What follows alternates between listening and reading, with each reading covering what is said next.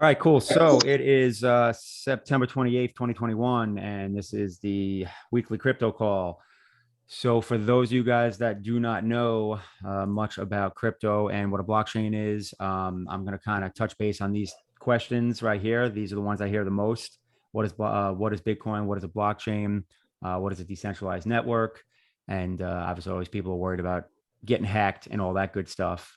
So we'll kind of put those worries to bay. So, why a blockchain, right? What is a blockchain and why? Like, why does it make sense to use a blockchain? The simplicity of it is kind of the reason, in my opinion. So, if you look at this diagram, you'll see it has, these three blocks labeled, right? And within these blocks, you're going to see what is a hash rate. So, you see in block 0, it says hash in orange. That basically is the label slash designation for that block. And the hash is essentially what the miner discovers. So with Bitcoin miners, they basically get rewarded Bitcoin when they essentially solve an algorithmic puzzle like they have, and they basically get the winning block, so to speak. And in that, not only do they earn Bitcoin for mining that block, they also quote unquote produce that block and the transactions that are in it. And that's essentially how transactions get produced on Bitcoin. So this hash in block 0, you can see pushes forward, and you see in block 1, it says previous hash, and then block 1 has its own hash. So now that keeps moving forward. So when you go to block 2, the previous hash of block 1 also technically includes the information from block 0. So this is what makes the blockchain pretty cool, is that it is a complete ledger that is immutable, that has all the information from day one, and you can't change it. So it's not like, with a centralized, bookkeeping, let's say for, a financial organization, you can have shady accounting practices, you can cook the books, all that stuff, because you can essentially fudge things, go back and change things. You can't do that on a blockchain. So I always joke and say it's kind of the opposite of Vegas. What happens on the blockchain stays on the blockchain. So once you do a transaction on the Bitcoin blockchain, that transaction is forever done, forever there, and technically for anyone to see, because blockchains, if they're decentralized, are open ledger, open source. So you can literally go, and I'll show you on the next slide, to a website to literally get the Bitcoin blockchain code and literally run the blockchain on a computer if you wanted to. So that's the simple view of a blockchain, and essentially how it works, and really kind of what you really you need to know in terms of that functionality, and how the data is secured. As far as it being verified, this is so if someone tried to create false transactions, let's say, or they tried to do what's called a double spend with Bitcoin, what happened is that those transactions, that block wouldn't be validated by all the other miners. The only way that someone could potentially pull that off is if they had more than 50% of the entire Bitcoin network, which I don't want to say is impossible, but it's nearly impossible, because you have already over 10,000 people running nodes, and the computing power that you would need, alone doesn't exist right now. So who knows? Maybe one day Google can create some super extra quantum computer that can pull it off. But until then, not worried about it. So that goes into decentralized network. So I mentioned earlier, this site GitHub, you can literally go to that address right there, and you can essentially download the Bitcoin ledger and run what is called a node. So this BitNode site is just a way that you can see how many active nodes are running. And last I looked, it was a little over 10,000. It's probably still somewhere in the tens, but it continues to grow usually as people try and mine. Although there are plenty of other cryptos to mine, and some are more profitable and less difficult to mine than Bitcoin. And that's all it is, a node. Like I said, computers and servers running the Bitcoin blockchain, and it's all over the world. So the globe is essentially the centralized point, as in all around the globe, people are running these nodes. If you think about Google, and I mentioned this, in past calls, they're able to give you a answer on your search in, basically fractions of a second, because they have servers all over the world. So no matter where you are, you put something into Google, you search, you get a result right away. This is the same thing, except for instead of it being Google, it is people like you and me essentially running our own little servers, so to speak. And that is how, um, you know, everything continues to work and move forward and get processed and transactions done. And then, and the whole thing about decentralization is more so like a power to the people type thing, like taking more control over things and not being stuck to a centralized, sticking point, bottleneck, or control. And that's one of the things that crypto does. It gives you way more control over your money, which some people are scared of because they want that, backing of the FDIC and the government can bail me out and all that stuff. But then there's those who, basically are good and responsible with their money and want, control over it and don't want the government, telling them what they can do with it and docking them and whatnot.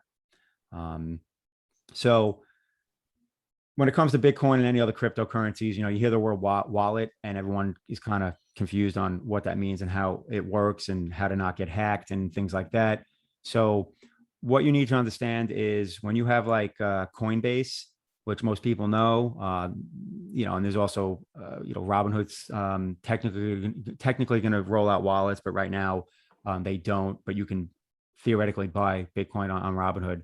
But anyway, when you buy on these sites, you don't have Bitcoin or another crypto in your own wallet. You essentially have it in their wallet and they're acting as a custodian, kind of just like your, stock brokerage would. So it's almost the same as like, your Charles Schwab account where you have your stocks, you log into your Schwab account to see your stocks. It's the same thing with Coinbase. So you still kind of, live by their parameters, their rules, their guidelines. And if Coinbase ever gets hacked, then your crypto is at risk. Because again, you're not technically in full control of it. So a Bitcoin wallet is basically just a separate wallet that you have full control over, and you store either on your computer as a software wallet or, with a hardware device. There's several different types of wallets, and I'll show those examples on the next slide. This right here, this example, wallet address, right? It's just literally a random string of numbers and letters. This wallet address you're looking at is actually one of my Bitcoin wallet addresses. And the reason that I can make this public is because a wallet address is basically a receive only. You can look at it as like an email address, or even like maybe even a bank account, where you give someone your bank account to deposit money. I know a lot of people, some people do that with their tenants. The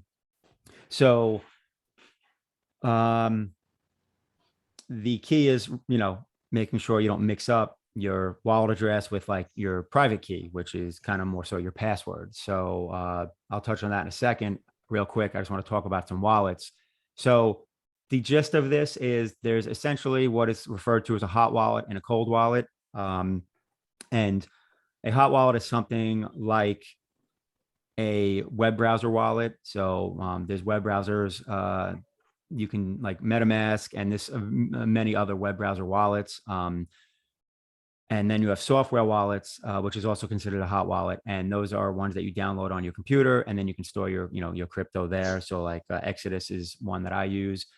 And then a cold wallet is basically something that you can take offline. So it's like the Trezor is a USB plug-in hardware device. So you can literally send your crypto to that wallet and then unplug it and store it completely offline, as opposed to like a web-based wallet where if you're connected to the internet, if God forbid someone gets your password, they could grab your crypto. So that takes me into wallet keys. And I mentioned private key. That's the password to basically spend and or send your crypto. The public key is pretty much connected to your wallet address. It's basically like one and the same. It's just a shorter version. So, you can look at it that, it's called public for a reason. It's no different than sharing your wallet address. So generally I tell people just focus on wallet address and private key. Your private key, don't share with anybody. That would be like giving your online banking password to somebody. Generally that's a bad idea. So your private key, make sure you have a copy of it, you save it somewhere, and you don't share it with anyone, because that's the password you need in order to send. Like if, let's just say Mike Shine wanted to send me some Bitcoin, he would need his private key in order to get that transaction, approved. And then it would, obviously go onto the blockchain to be processed. So along with that, that's, working kind of with your wallet. This I mention all the time, your seed phrase or your secret phrase. So right now, it kind of means nothing to you, but if you were to open a wallet, what's going to happen is they're going to produce a seed phrase, and that seed phrase I call your end all be all safety net. Because if God forbid you like lose whatever it is, let's say your computer blows up, right? And you had a software wallet on there. It's just like, shit, now how do I get to my crypto? Well, the beauty is you do get to your crypto, because unlike these people like that, all those stories about losing, millions and dollars of Bitcoin lost in some computer that's in a dump site in the UK, and you read these stories. If that person had their secret phrase or their seed phrase, they could just pull their Bitcoin off the blockchain. Because like I said earlier, whatever happens on the blockchain stays on the blockchain. So you can import your crypto. Your crypto is always on the blockchain. But if you can't access it, then it is as good as useless to you. And there's millions of Bitcoin that are basically just gone. They're not gone, they're on the blockchain, but they're just gone because the people who had access to them no longer have access, because they don't know, they lost the wallet, they don't know the password, they don't have the seed phrase to recover it. So like these stories wouldn't exist if these people just had the seed phrase to their wallet. So when you open a wallet and that seed phrase pops up, and I'll show you an example. This is the Exodus software wallet. It'll give you a seed phrase. For Exodus, it's 12 words. You need to save not only those words, but in that order. So I usually print out a copy, put it in my safe. I might screenshot it and save it, on external hard drive as well. So I have multiple copies just in case. So this is an example you can see from the Exodus. Most seed phrases are 12 to 16 words, depending on the wallet. They can be longer, but for the most part, they're 12 to 16 words. And that's kind of the quick and dirty on what a blockchain is, and kind of, what how the Bitcoin blockchain works and what wallets are. As far as the basic question of what the heck Bitcoin is, it's a digital currency, which I think at this point most people know. So it doesn't physically exist. It is only, essentially online. And when people ask me if I think the government's ever going to like ban Bitcoin, my answer is they would have to shut down the entire internet to ban Bitcoin. I mean, they can make it illegal, but they can't ban it. And just like, in 2014, in the early days, 2013, early days of Bitcoin, where quote unquote criminals used it and all that. I mean, yeah, there was Silk Road, and a lot of people use Bitcoin, on that site. But that's just an example of like, clearly, like it's can't like it's not going to go away. Like it's still going to be used. If it's illegal, who knows? That's that's a whole nother story. But the bottom line is Bitcoin and cryptocurrency, for that matter, is not going anywhere. And it's leveled up with all the decentralized finance stuff. Now it's starting to replace some of the legacy finance resources and systems that we've used over the last whatever it is now, 50 years. So that's your little intro. As far as how to buy Bitcoin, I always show people this. If you're not already on Coinbase, one of the easiest places to buy. I always drop this link in here because you can get a free $10 in Bitcoin when you grab at least $100 in crypto if you don't have a Coinbase account already. So that's just a little fun bonus. And perfect. We got almost 10 to the hour here. So Q&A time. So what questions do we have for this week? And you can feel free to unmute your mic. I'm just catching up on chat.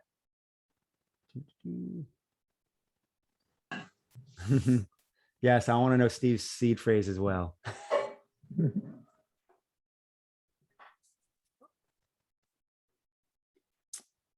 I have a question.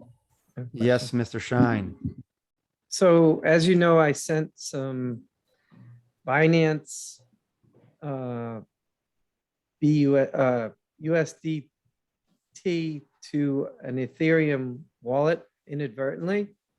So here's what I don't understand. I'm not worried about this money. I mean, that's not what I'm trying. I'm just trying to figure out if everything is so transparent and like you're able to actually see that transaction. If I send you the transaction history or whatever, Correct. how come you can't pull that back from an Ethereum? In other words, if it went out there, but it's sitting in this wallet that's in the wrong place, why can't it come back? It could come back if you know who owns that wallet. You know what I mean? Like that's the thing. Like, and someone messaged me earlier today, as part of the group, and basically, it was like I don't see the crypto, and I was just like, that's the key. You don't see it. It's there because like you have a successful transaction that is showing on the blockchain. So it's not a matter of if it transferred, it's a matter of why you're not seeing it. Like, are you looking at the correct wallet? Do you need to maybe add that coin to the wallet? So yeah, if you know who owns that wallet, in theory, they can send it back to you. Now, the fact that you sent Binance, basically what's called BEP20 coins, and that's coins that are on the Binance smart chain. Since you sent those coins to an Ethereum address, I don't completely know the implications of that in terms of if that wallet address could send it back to you because you sent a coin that doesn't operate on that blockchain. So if they're sending it from Ethereum wallet, I don't know that it would work. I don't know. We could always test it out one day for shits and giggles. Yeah. I I would think that it would just reject the transaction and kick it back. And that would make sense to me that the transaction would fail. Yeah, but that would make sense. And this is why, you have to pay mind to what coin you're using and on what blockchain. And again, I feel like eventually this is all going to be moot because what people don't, forget is we're a little over 10 years into Bitcoin being created. We're really only 5 years, if that, into like cryptocurrency kind of being a thing in an industry. So, I mean, we're talking infancy. Like if you think about it, the internet in like 1992 compared to what it looked like in 2002, two different worlds. So I think we're gonna get to the point where there's going to be complete interoperability. There's already blockchains that are working on that and becoming that. Like ThorSwap is one of them.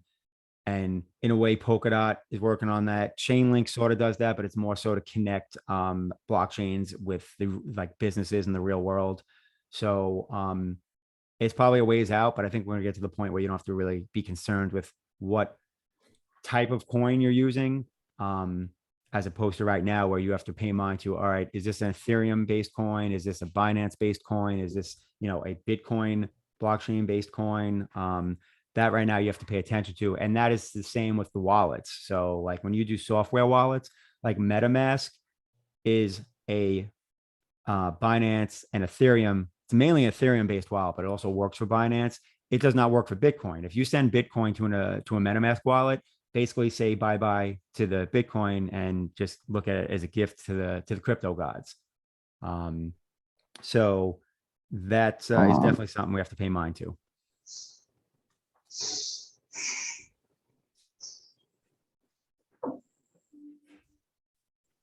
And that's a somewhat advanced question because, most crypto newbies are just buying some Bitcoin on either like, Coinbase or crypto.com or FTX. And then you don't really have to go any further than that. This is kind of like that next step and, really digging into the different blockchains and like what's called wrapped coins. And that's basically having like Bitcoin on Ethereum and things like that. That's definitely, the kind of advanced stuff that we're going to be looking at in the private crypto call, which I decided is going to launch not this Tuesday, next Tuesday. So October 12th will be the first that first call, which is a 1 hour call. It's a monthly subscription based call. Mr. Steve Cutt will be on that call because he did the DeFi masterclass. So he's automatically a member of that. Same thing with Matt Bierce. But yeah, that'll be a call where we're getting into some next level stuff and, looking at the charts and looking at the investments that I'm eyeballing, and even talking about some of that DeFi stuff. On this call, I like to give everyone just, you know, the overview of what crypto is and how to essentially be able to buy some Bitcoin or Ethereum or whatever it is on like Coinbase or something like that, and then at least understand what it is they own. And not financial advice, just my opinion. Everybody should have a little bit of crypto in their overall portfolio, even if you look at it as a risk asset, because you should have about 10% of your investment portfolio speculative investments, as financial advisors usually say. So even if you look at crypto as speculative, there's a place for it. But I personally don't think it's going anywhere. Another question. How do you Mike keep Shine, track? you're on fire. How do you keep track of your transactions for tax purposes? You sell Ethereum, buy some Leo, sell some Leo, buy some Cub. I keep track of my transactions through Coinbase reporting. So if you buy on Coinbase and sell on Coinbase at the end of the year, you can get your transaction log from them, or they may even print out a document depending on how much volume and amount of money you do. So that is what I do. So anything I cash out into fiat, I essentially have that documented. So the crypto transactions in terms of sending from different wallets to other wallets and maybe flipping from Bitcoin to Ethereum is very difficult to track. And in theory, we're supposed to track it, but I just don't know how that is reasonable. So in the end, I think the government just cares about the money that I'm actually making from crypto. So if I cash out, I report that. Not tax advice at all. And the rules are ever changing as the SEC and IRS decides what crypto is and how they're going to tax it. They keep changing their mind. As of right now, it's property, just like real estate, which does have its advantages because there's no wash sale rule, meaning you can sell something at a loss, buy it back the same day, and still be able to claim that loss, so to speak, against your gains. That I'm sure is going to get pulled at some point because there's no way the IRS is letting that loophole stay forever. What else we got? We got a few more minutes here. Hey, Mitch, Roger, how you doing? good. What's the good word? Good word is I just got my first Coinbase account. Look at What you. am I putting my $5 in? What's my first buy? Your first $5? I mean, honestly, you can buy whatever you want. I tell people, I'm like, listen, like when people ask me for crypto advice in terms of investing, I was like, listen, this is the simplest thing I can tell you is that you should basically anything you're going to put in should be a long-term investment. Like I always tell people, if you're not like willing to hold for a few years, then I don't like go gamble however you'd like on whatever coins. But I feel like some money allocated to crypto, at least 3-year hold, if not longer, and have some exposure to Bitcoin. I guess Ethereum, because it's also, it's the top, it's a top 3 coin. But really grab a little Bitcoin and then decide what other coins that you would like to have in terms of, is it Ethereum? Is it Litecoin? Is it whatever? Is it Polkadot? So the easiest thing to do is grab a little Bitcoin, and then as far as other coins, poke around a little bit and see like, what does this crypto do? And if you think it has a cool use case, like in terms of, what it's supposed to be used for, then grab it. You know what I mean? Like, I hate to continue to like, I guess, throw shade on Dogecoin, but Doge doesn't do anything. Like, it doesn't have a use case. Is it a functional blockchain? Yes. But since it doesn't have a use case, I don't really want to own it. Although I did see something about a service where you're gonna be able to like pay for Taco Bell with crypto, which we know someone that would be very excited about that. So Doge was in that list, but it's like, is that a use case? Because it wasn't like it was just Doge. It was, all cryptos. It was Bitcoin. It was Ethereum. It was, so what's the use case? That's always what I ask. What's the use case? So a little bit of Bitcoin, and then find a coin that does something that you like. Whether it's, like I know, like Chainlink again it's called an oracle, and basically what that blockchain is designed to do is to be able to connect the blockchain and crypto with existing legacy businesses, and make it easier for those businesses to interact with the blockchain. So some people like that, as a big use case. There's just so many different things out there in terms of what they're used for. So go to CoinMarketCap, look at some of the, top coins, maybe the top 25, and just poke around, click on the links and see exactly what it is it does. And then if you see something that grabs your attention that you like, then, put put a little something towards that one. Have you ever looked at DeFi finance?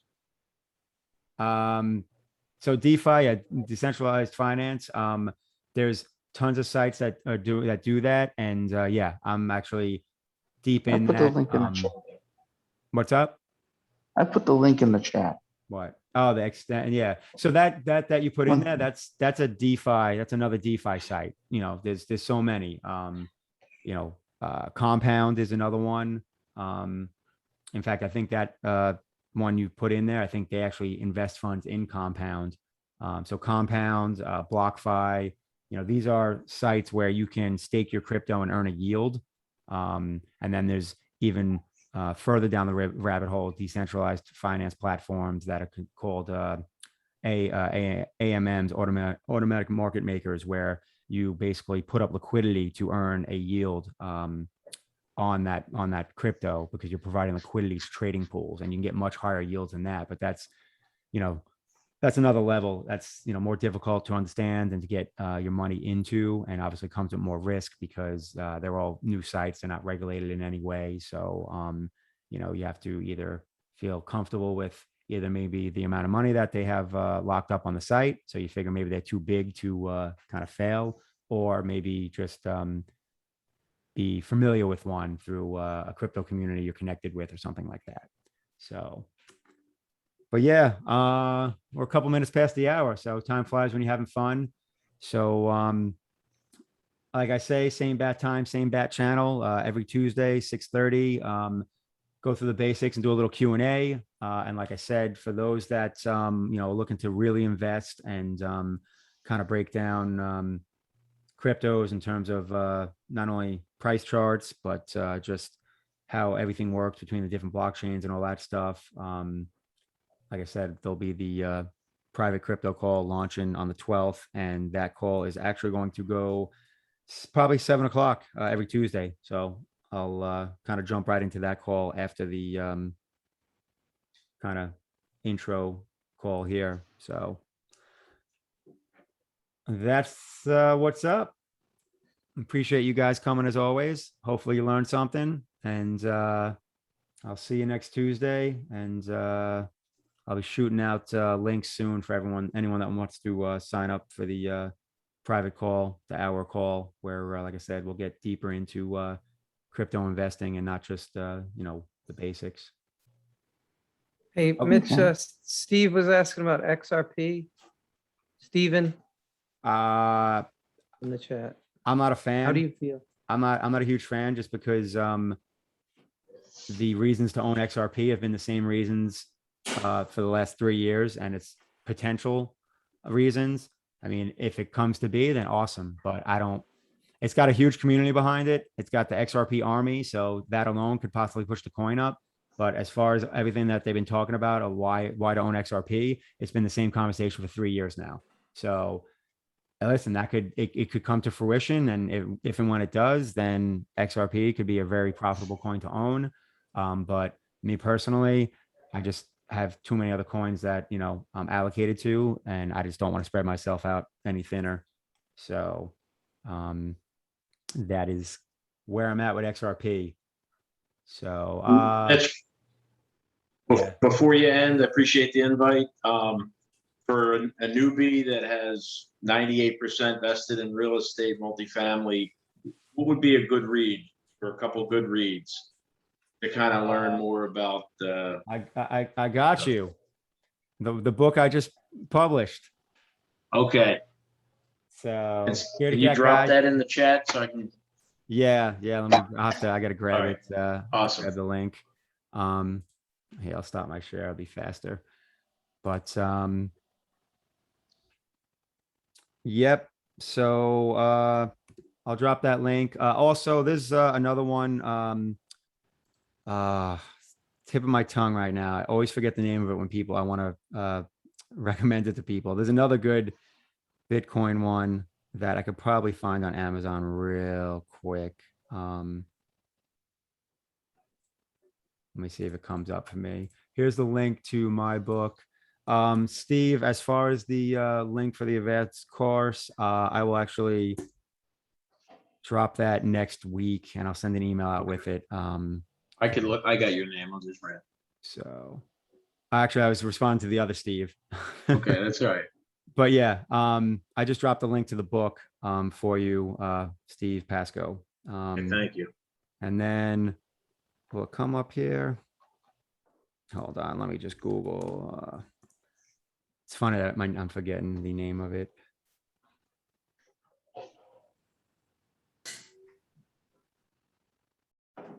The Bitcoin Standard. That was the one I was thinking of. So, and that one's good too, because like the book I created is basically a 50-page kind of beginner guide. The Bitcoin Standard will take you a little further down the rabbit hole.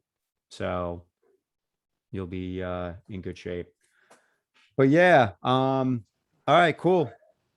So like I said, appreciate you guys joining. Hopefully you learned something, and I will be here next week, and we'll see where crypto's at. Hopefully higher. Awesome. Thanks, Thank Mitch. you. Cool. Appreciate Thanks, it. Peace. guys. Have a good Bye. night. everyone. Nice. All right. Good to see everybody. Peace. Bye-bye. Bye. Thanks, Mitch. Later.